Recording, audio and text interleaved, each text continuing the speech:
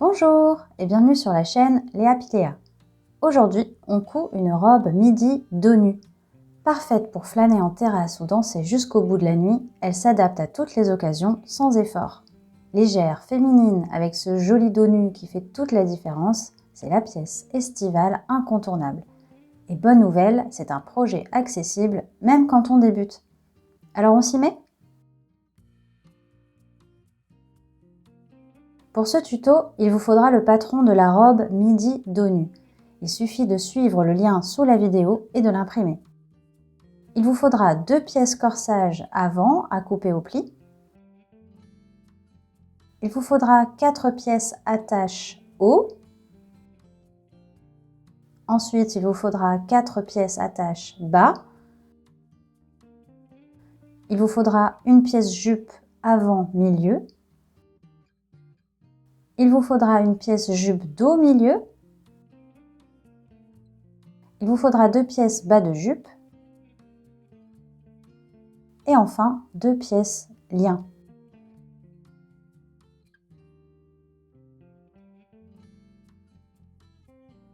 On prend 2 pièces attache haut et on vient les poser endroit contre endroit comme ceci. Et on épingle sur les 2 longueurs. On fait la même chose avec les 2 autres attaches haut. On coud ensuite au point droit de chaque côté à 1 cm du bord. Et voici les coutures. On retourne ensuite chaque attache. On passe un coup de fer à repasser. On prend ensuite les pièces attache bas et on va refaire exactement les mêmes étapes que précédemment. On pose les pièces endroit contre endroit et on fait 4 coutures au point droit, toujours à 1 cm du bord.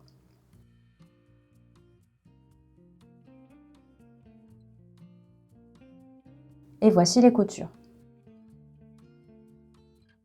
Comme tout à l'heure, on retourne les pièces. On les repasse. Ce qui donne, une fois prête, 2 attaches haut et 2 attaches bas. On va maintenant prendre une attache et la replier sur elle-même comme ceci. Et on va coudre à 1,5 cm au niveau du pli pour créer une coulisse. On prépare toutes nos pièces attaches de la même façon. Et direction la machine pour une couture à 1,5 cm du bord du pli. Voilà le résultat.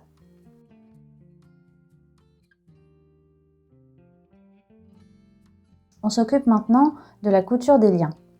Pour cela, on va replier une bande sur toute la longueur, endroit contre endroit, et coudre à 1 cm du bord du pli. On passe un coup de fer à repasser avant pour faciliter la couture. Et c'est parti pour la couture. Quand cela est fait, on va couper l'excédent de la marge de couture. Il faut que ça soit facile à retourner.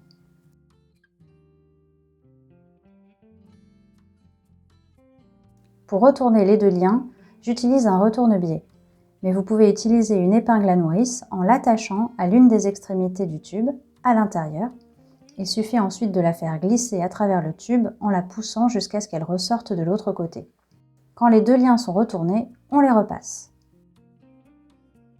Et tadam! On s'attelle maintenant à la couture des pinces. La pince, c'est le petit triangle qu'on voit sur le patron. Il va falloir reporter celle-ci sur le tissu dans sa taille. Si ça n'est pas déjà fait, il faut marquer 2 encoches ou marquer 2 points pour la pince à l'extrémité du tissu. Ensuite, on va venir piquer une aiguille au niveau de la pointe. Puis on soulève le tissu jusqu'à l'aiguille pour marquer un point au niveau de la pointe. On enlève l'aiguille et on va venir tracer les lignes de la pince sur le tissu.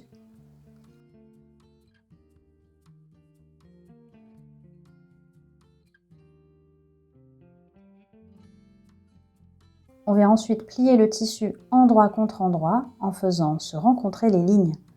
Quand c'est le cas, on place une épingle sur la ligne en vérifiant bien que l'aiguille est sur la ligne des 2 côtés.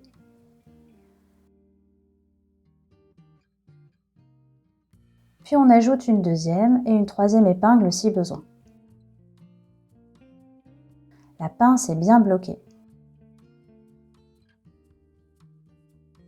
On place ensuite des épingles sur le côté du tissu.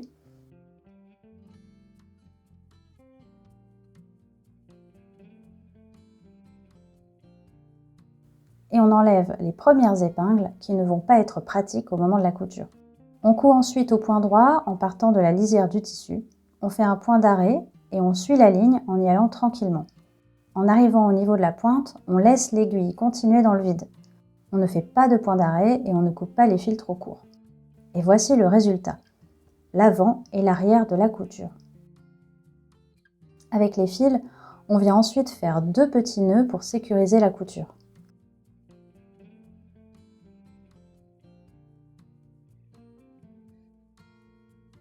On passe ensuite un petit coup de fer en couchant la pince vers le bas de la pièce, qui est le bas du corsage. Il faut ensuite coudre le reste des pinces sur les 2 pièces corsage, toujours sur l'envers du tissu. On va maintenant assembler le corsage. Pour cela, on prend un des liens et on vient poser l'extrémité de celui-ci sur l'endroit de la pièce corsage au niveau des encoches marquées sur le patron.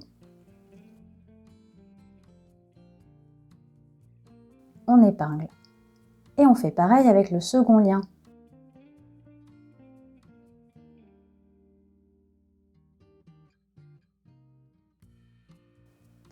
On va ensuite marquer 1 cm de chaque côté du haut du corsage. Cela va permettre de bien positionner les attaches. On place donc à droite du corsage une première attache haut au niveau de la marque. On épingle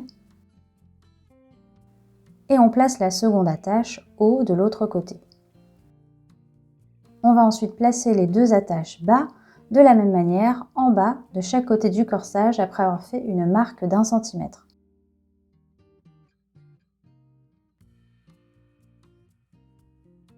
Quand tout est bien épinglé, on va positionner l'autre pièce corsage par-dessus, endroit contre endroit.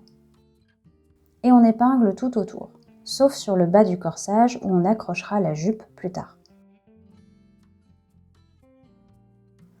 On va maintenant coudre sur les 3 côtés en laissant 1 cm libre au début et à la fin.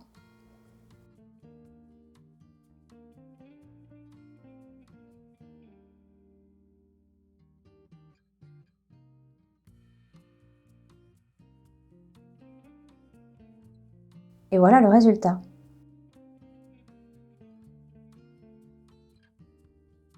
On va maintenant dégarnir les angles pour avoir de belles finitions. Et aussi réduire l'épaisseur du tissu dans les marges de couture.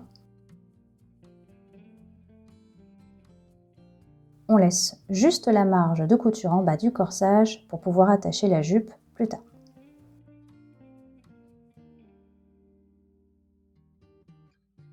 On retourne ensuite l'ouvrage sur l'endroit et on passe un coup de fer à repasser.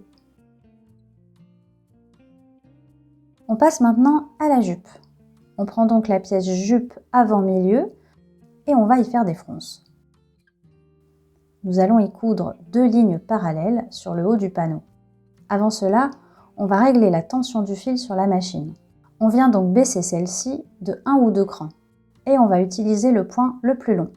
Ensuite, il est important d'utiliser du fil contrasté. On commence à coudre une première couture à 5 mm du bord sur le haut du tissu et on n'oublie pas de ne pas faire de point d'arrêt et de laisser aussi 10 cm de fil au début et à la fin de la couture. Quand cela est fait, on refait la même couture à 1,5 cm du bord. On se retrouve donc avec 2 lignes parallèles. Maintenant, sur une des extrémités, on va séparer les fils du haut et ceux du dessous. On va ensuite tirer sur les fils du dessus pour créer des fronces. On ne touche pas ceux du dessous. On va procéder de cette manière sur tout le haut de la pièce. En fait, il va falloir faire correspondre le haut de la jupe avec le bas du corsage en laissant simplement 1 cm de chaque côté pour pouvoir y fixer le dos de la jupe par la suite. Quand les fronces sont prêtes et à la bonne dimension, on va poser la pièce jupe sur la pièce corsage, endroit contre endroit, comme ceci, en laissant bien 1 cm de chaque côté.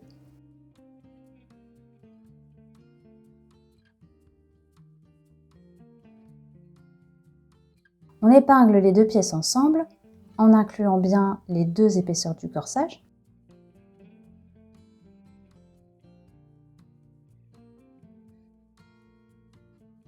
Ensuite, direction la machine pour une couture au point droit normal à 1 cm du bord. On remet la tension d'origine et cette fois-ci, on fait bien les points d'arrêt.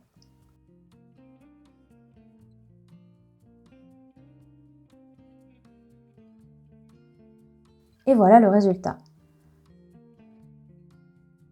Pour des finitions propres et durables, on surfile au point zigzag ou à la surjeteuse le long des marges de couture.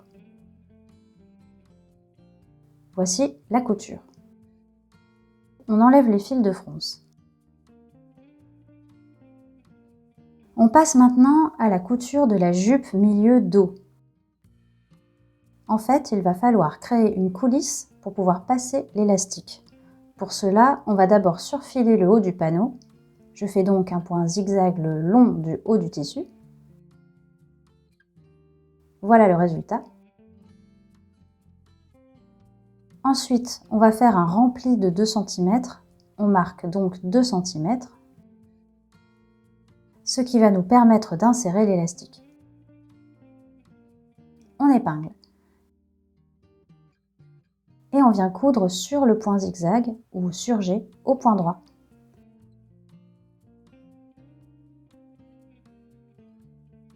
Voici la couture. On prend maintenant son élastique.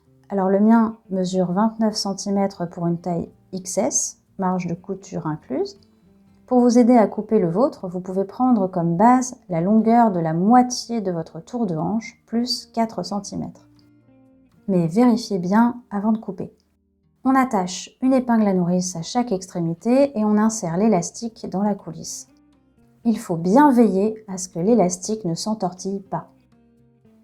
Quand cela est fait, on va coudre l'extrémité de chaque élastique sur la robe en faisant quelques allers-retours à la machine pour plus de solidité.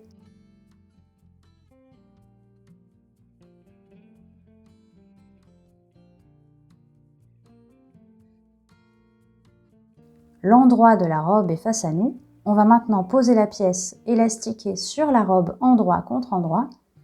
On veille juste à bien replier l'extrémité de la pièce froncée avant de positionner la pièce élastiquée par-dessus. Et on épingle le long des côtés.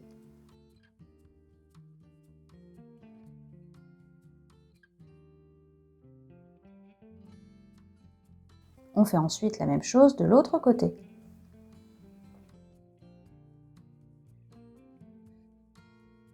Puis, direction la machine pour une couture au point droit à 1 cm du bord sur les deux longueurs.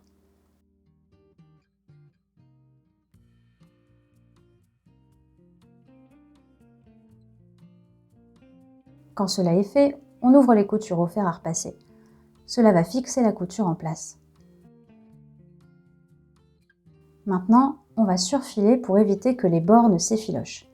Alors c'est vrai que l'on vient d'aplatir la couture au fer, mais on va quand même réunir les deux marges et les surfiler ensemble.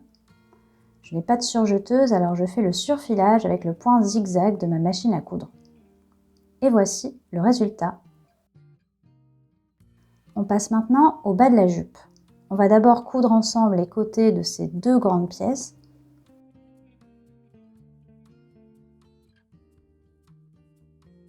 Retour à la machine pour une couture au point droit à 1 cm du bord.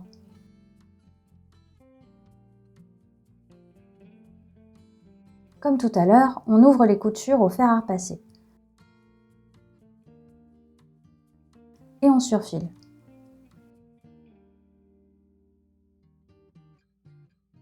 Voilà les coutures. On s'attaque maintenant aux fronces. Il va falloir faire 2 lignes de fronce sur chacun des panneaux. On commence par le premier panneau en démarrant chaque ligne au niveau des coutures côté. On commence donc par une ligne à 5 mm du bord, en n'oubliant pas de baisser la tension du fil et d'allonger le point. Et on coud ensuite une deuxième ligne à 1,5 cm du bord.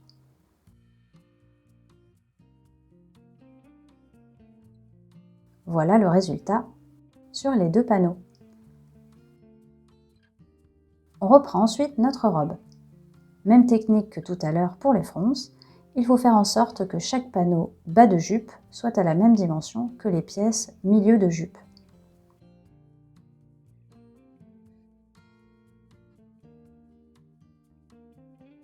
Quand les fronces sont prêtes, on va faire correspondre les coutures côté ensemble et épingler.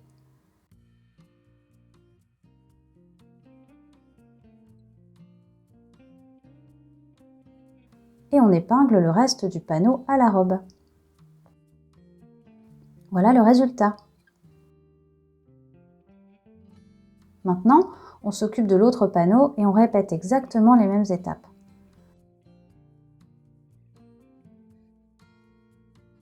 Quand tout est bien épinglé, direction la machine. Pour une couture au point droit à 1 cm du bord, tout autour. Quand cela est fait, on enlève les fils de fronce. Et on surfile.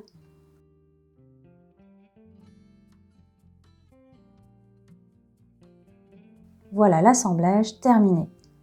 Une bonne chose de faite. On va maintenant s'occuper de l'ourlet. Là, vous pouvez totalement personnaliser celui-ci. J'ai décidé de surfiler les bords et de faire un rempli. On rabat le bord qu'une seule fois. On surfile donc au point zigzag le bas de la jupe. Quand cela est fait, on fait un rempli d'1,5 cm et on épingle. Ensuite, direction la machine pour une couture au point droit sur le point zigzag. Et voilà le résultat.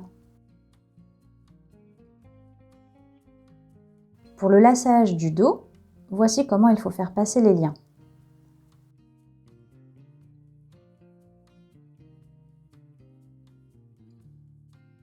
Pour coudre l'extrémité des liens, j'ai choisi de faire une couture à la main. On replie l'extrémité sur elle-même 2 fois et on coud. Et voilà, la robe midi dos nu est terminée. On ne va plus la quitter de l'été. Du brunch aux apéros, les pieds dans le sable, elle sera parfaite. Envie de la coudre vous aussi? Le patron est disponible juste sous la vidéo. Montrez-moi vos créations sur les réseaux, j'adore voir ce que vous faites. Tous mes patrons et tutoriels sont sur leapilea.com. À très vite!